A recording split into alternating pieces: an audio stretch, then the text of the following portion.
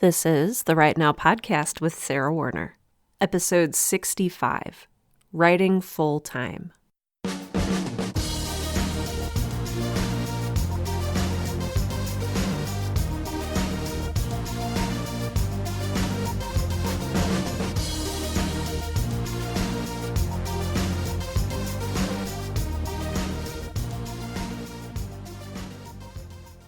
Welcome to Right Now, the podcast that helps you find the time, energy, and courage you need to pursue your passion and write every day. I'm your host, Sarah Warner. And yeah, it's been a while. Oh, I'm so sorry about that.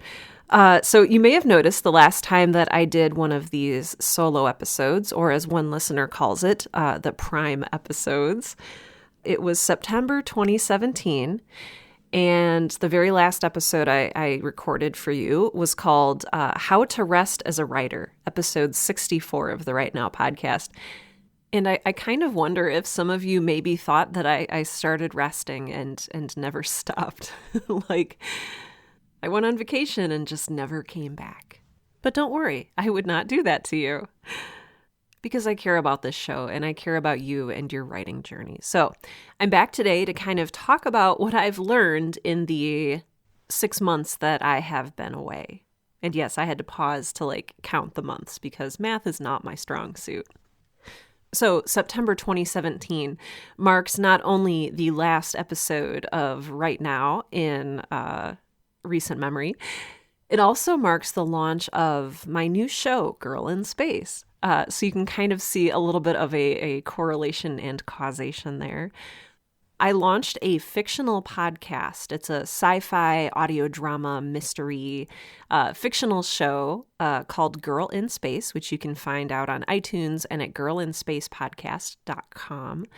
It's about, a girl in space. It's kind of self-explanatory.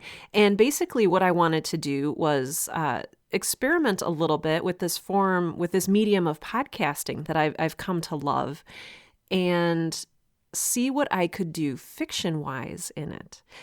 We've talked a little bit on this show about sort of the challenges and difficulties with publishing, both self-publishing and traditional publishing. And I kind of wanted to experiment with doing something new with fiction. And so I launched the Girl in Space podcast September 2017, and it kind of took off, in a good way, but also in a way that I was completely unprepared for. This might sound weird, but I'm going to give 90% of the credit to you. Yes, you, the listener of the Right Now podcast, because so many of you wonderful folks just jumped right on the bandwagon and began listening to Girl in Space right when it launched. So thank you. But what happened was it somehow made its way onto the front page of iTunes, and it kind of exploded. I got many, many, many downloads and was ranked very highly. And if you'll recall from just a few minutes ago, I said this all started as an experiment, and I had actually intended it to fail. I was just kind of trying to live out my mantra of fail a lot. And there's a whole Right Now episode dedicated to purposefully failing. And that's what I did. And it ended up being an accidental... My purposeful failure turned into an accidental success. So I've been churning out episodes since September 2017.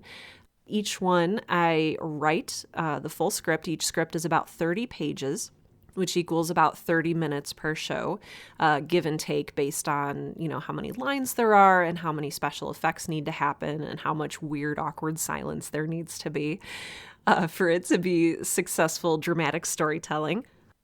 It takes me about a week to write each script and to write it well. You know me, I like to make sure that I'm doing a good job. I hand it over to my husband, Tim, for script editing, and he does a wonderful job making me sound a little less like I'm flying by the seat of my pants. And then I get together my voice actors and we record. They get their lines to me and I edit it all together. And that editing, All told, with the writing and the coordination and communication and the editing, it takes me between 40 and 80 hours to create one 30-minute episode of Girl in Space. Yeah. So I'm doing that in addition to website building, marketing consulting, public speaking, and ghostwriting. So you can perhaps imagine that I've maybe been just a little bit busy. But not too busy for you. And so I promise I'm not too busy for you. I did faithfully keep on producing coffee break episodes for you. So hopefully you found some really good nuggets of wisdom within the coffee break episodes.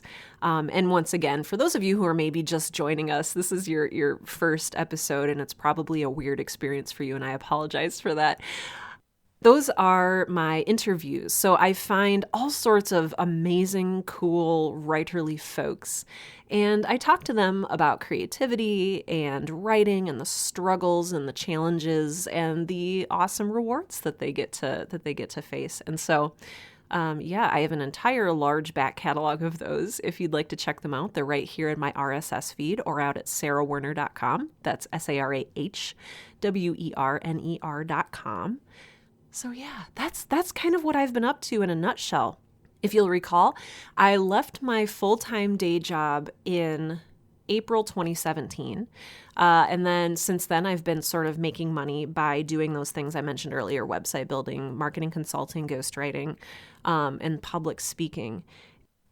But that's really what I want to focus on today, is what it looks like to really write full-time, to pursue a professional creative career. For many of us, this is something that we've dreamed about for years. I have dreamed about being a writer full-time, like writer with a capital W, since I was very little, since I was a little girl.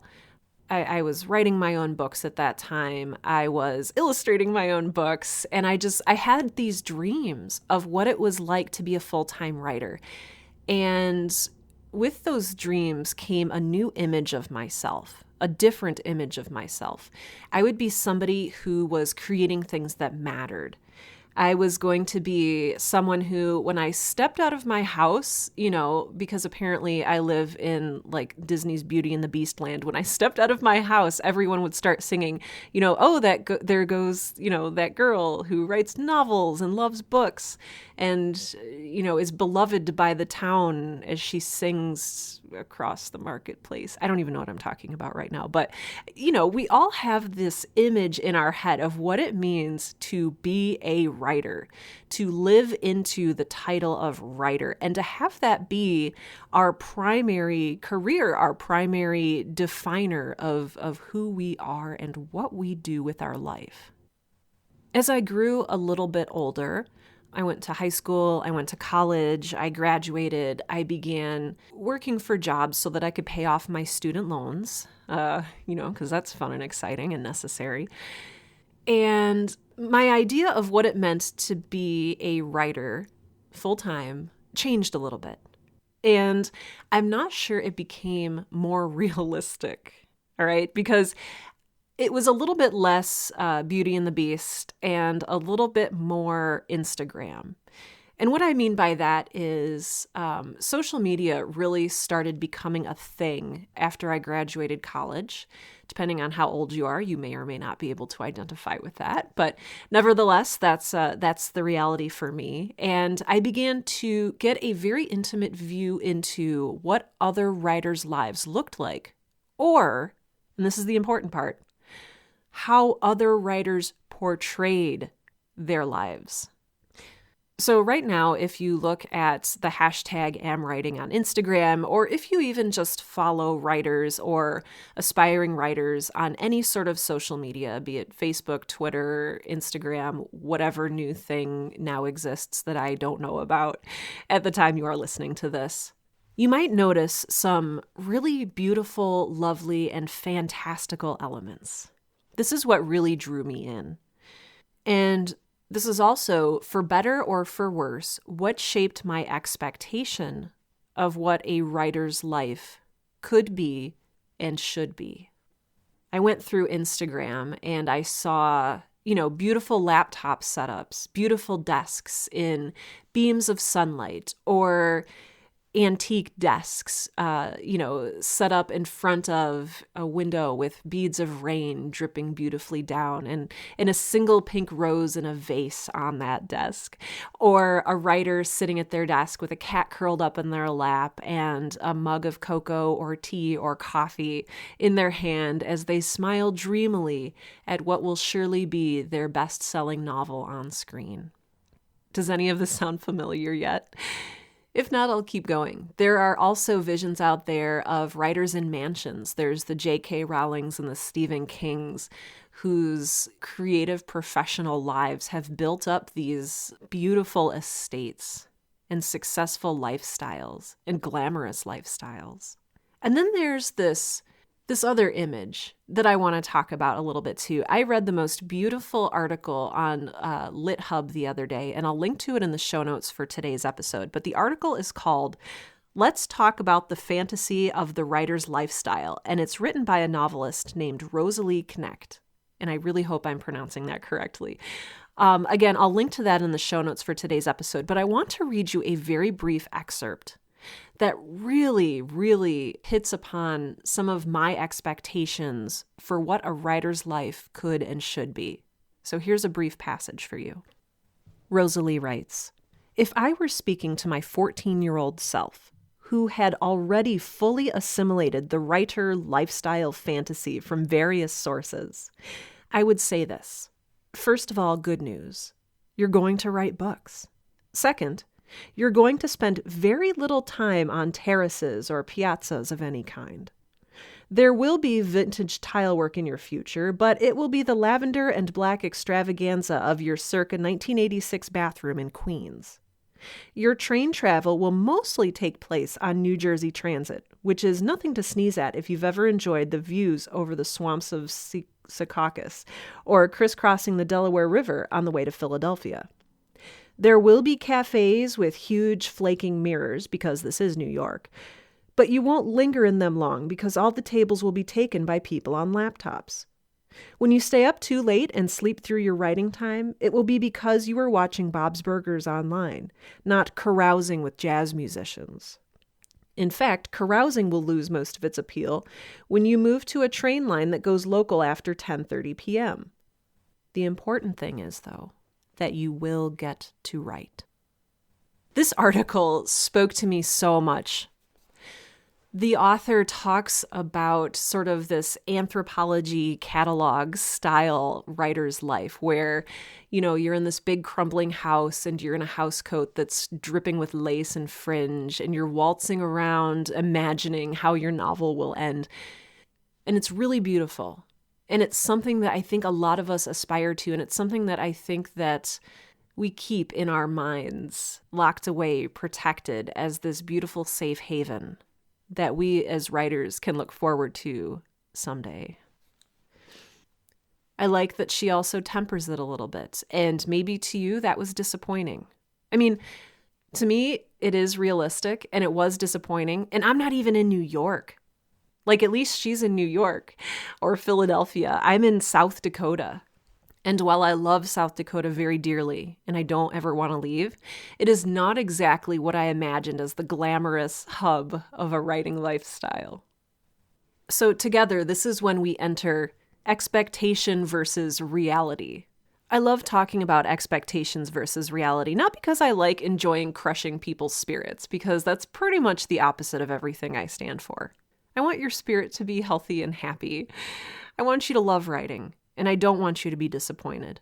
But at the same time, I don't want to set you up for an expectation of reality that will likely not happen, or that won't happen in the way that you think or expect it will.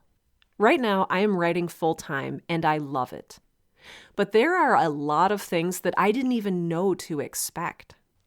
I didn't expect that it would be hard, which is really stupid because any of you who have written anything before know that it's hard. But I thought suddenly when I became a writer with a capital W full time that the writing would get easy.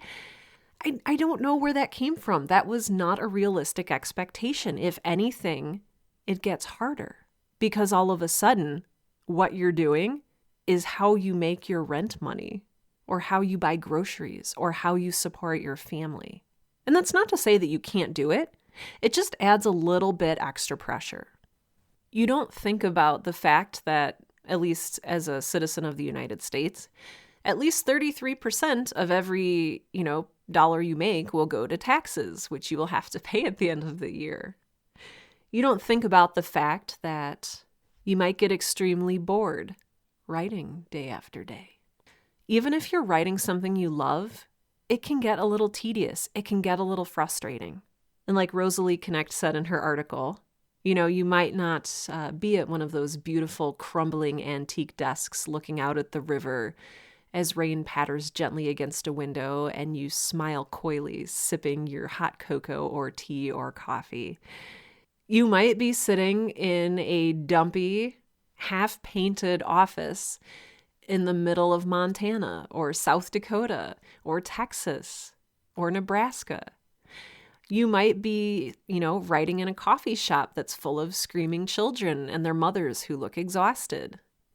You might even be trying to squeeze in an hour of writing over your lunch break as you transition or begin to think about transitioning out of your full-time job. My point, once again, is not to discourage or distress you. If you heard all of those downsides and you're still like, oh my gosh, Sarah, I still want to do this anyway, good for you. Because at the end of the day, it's worth it.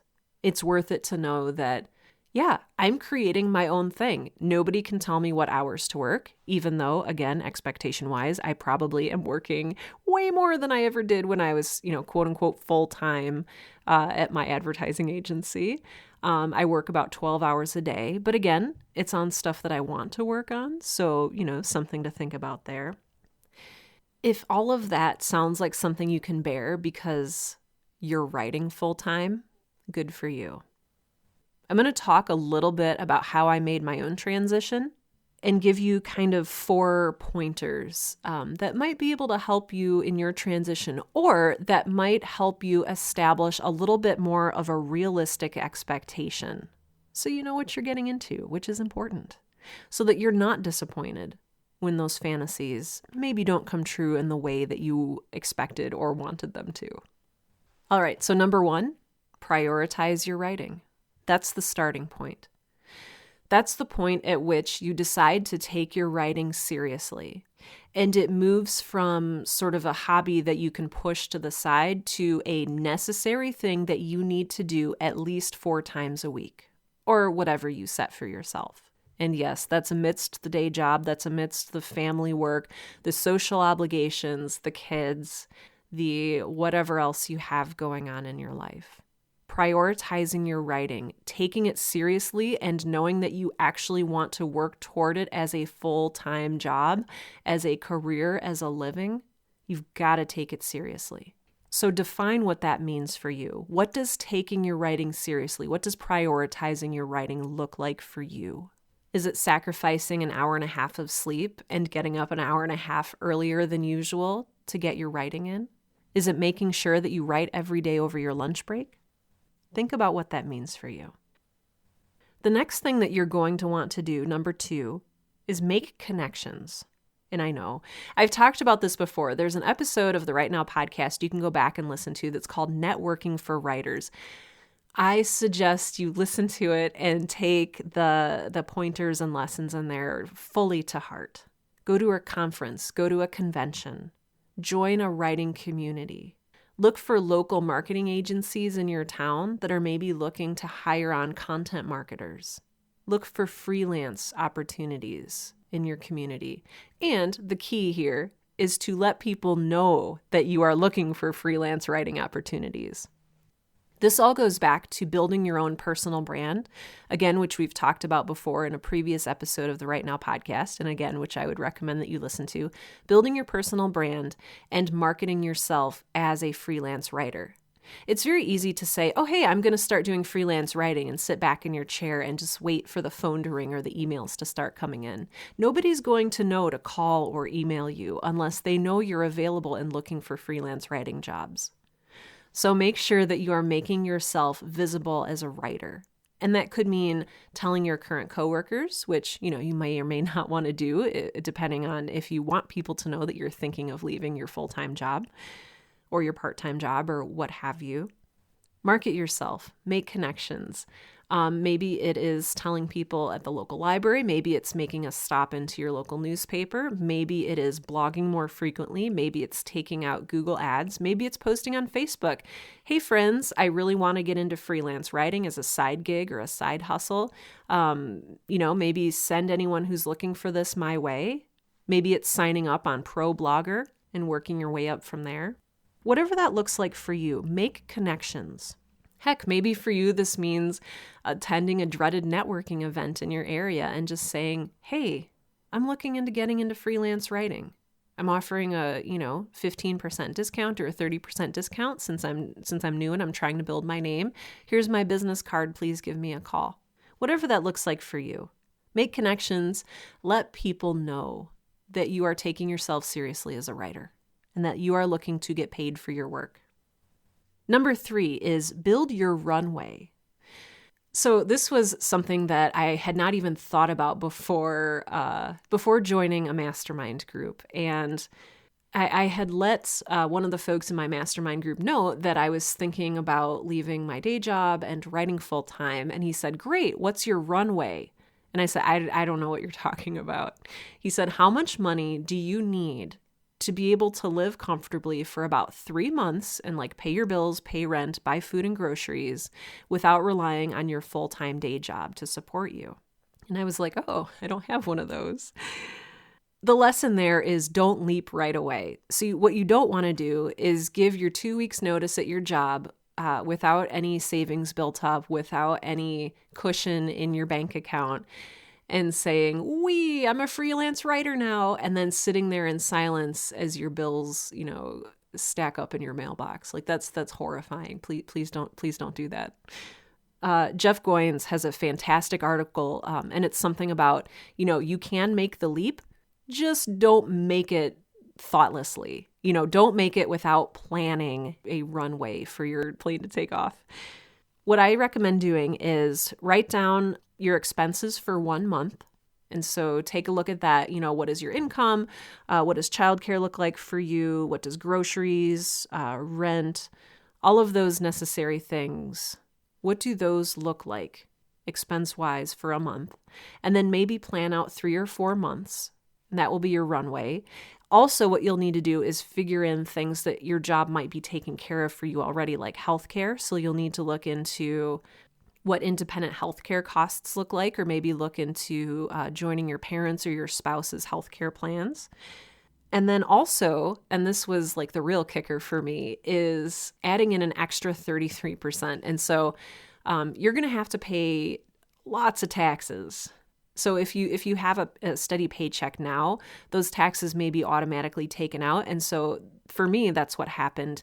And so I was like, oh, I actually need to open up a separate bank account. And, if I make $400 on a job, oh, that was a terrible example because I can't, $133 of that needs to go immediately into my tax account, leaving me with much less money than I thought I would have at my disposal. So make sure you are accounting for all of those things. Build your runway. Make sure that you have things that you need taken care of, like health insurance, taxes, all of that good stuff. And make sure that you're really, really thinking about that before you put in your 2 weeks notice at your job. Finally, this is a small thing, but I think that it's important. Number 4 is don't burn any bridges. It's really, really, really tempting to, once you have your runway built up, to say, see ya, dorks, and burn a bridge as you leave your place of employment for what you think will be the last time. Don't do that. Leave graciously. Even if you've had a terrible experience, thank your employer, say, hey, it's been great. I'm really excited about this new chapter in my life, but I'm thankful for everything that I have learned here. Please do that. Do not say, so long, suckers. I hate you all, because word gets out, especially in a community, even if you feel like you're in a larger or smaller community, word gets out. Protect your reputation. Those people might want to contact you later for some freelance writing. They might have friends that they say like, oh, that's Sarah. When she left, she sure was a jerk. So essentially, if you are writing full-time, you are a business owner. You are a full-time business owner. Do not start off your newfound writing career with a bad reputation for your business. It will only, bite you in the bum. So those are my 4 sort of tips for establishing a realistic way to sort of launch yourself into a full-time writing career. If you're thinking about doing this, I'm really excited for you. Like I said, it's been a ton of hard work, but it's work that I love, and it's work that makes my life feel more worthwhile. And so I want you to take that to heart. I would also love to hear about your own plans or field any questions that you might have about writing full-time. You can email me at hello@sarahwerner.com. That's just HELLO at SARAHWERNER.com. Alternately, you can go to my website, click the contact page, and fill out the little form there. That will also go right to my email inbox. Let's see, it's been a while, so I'm like, oh, what else am I supposed to say here? I also have a Facebook group that's free to join. All you have to do is answer, I think it's just you have to answer one very simple question just so that we know you're not a robot. It's called I Am a Writer, and I'll have a link to it in the show notes for today's episode. But basically, if you want, you can join that community. It's a great starting place for writers who are maybe looking to connect with other writers and maybe find some opportunities and network with other writers. I also plan going forward to do some live streams to that group. And so if you want to do live stream Q&A with me, I'm going to be talking about how to write full-time and answering any questions that you might have live in that video chat. So join the group. Make sure you answer the question. Otherwise, I can't let you in because I don't know if you're a robot. So let me know you're not a robot. But join that group. I'll have some live streams coming up, which I'm kind of nervous about because I'm not a video person, but I want to be. So this is going to be like training wheels for me too. So, oh my gosh, I am so glad that I am talking to you again. I am so glad to once again be recording right now podcast episodes. I'm so grateful for this opportunity. Thank you for listening. Thank you for sticking with me. Thank you for not giving up on me and leaving, because I think that we're just going to get bigger and better from here. We're just going to keep growing together, and we're going to keep writing together, and it's going to be amazing. Speaking of thank yous, wow, I want to say a really big thank you to those of you on Patreon who are still supporting the Right Now podcast despite my little sad hiatus. You are wonderful. Thank you for not giving up on me. I have special thanks today to Patreon supporters Elise Jane Tabor, Rebecca Werner, Sean Locke, Shelley Perrin, Gary Medina, Lilith Black, and Caitlin Heron. You are all so wonderful. You are literally helping me pay my bills and produce this show and pay for hosting and the website costs and all of that. So thank you so much. If you, yes, you, listener, would like to help support me, help support my life as a full-time writer, this is part of it. This podcast is part of it, and Patreon is a big part of it as well. You can go out to sarahwerner.com and find the show notes for this episode and click help support the show, and it should take you out to Patreon. Otherwise, you can go out to patreon.com, that's patreon.com/Sarah Ray Werner, that's SARAHRHEAWERNER, all one word, and click the pledge button. You can pledge $1 an episode, $2 an episode, $700 million per episode, whatever you feel is right and affordable and comfortable for you. And gosh, I would appreciate that so much. So again, I'm out on Patreon. You can find me there at Sarah Ray Werner, and you should see the Right Now podcast logo right there, so you know you're in the right place. If you choose to do that, thank you. I'll give you a shout out on Twitter, and I will fulfill all the ends of my bargain, so to speak, for the rewards for whatever level you pledge. So thank you again to my Patreon supporters. You're wonderful. And with that, I have a Right Now Podcast coffee break interview coming up in about 3 minutes here. So I should probably stop rambling and let you get back to writing. Gosh, I'm so glad to be here with you again. Thank you so much for listening today. Happy writing, and I'm looking forward to speaking with you again very soon. With that, this has been episode 65 of the Right Now Podcast, the podcast that helps aspiring writers and all writers to find the time, energy, and courage you need to pursue your passion and write every day. I'm Sarah Werner, and I know you can do this.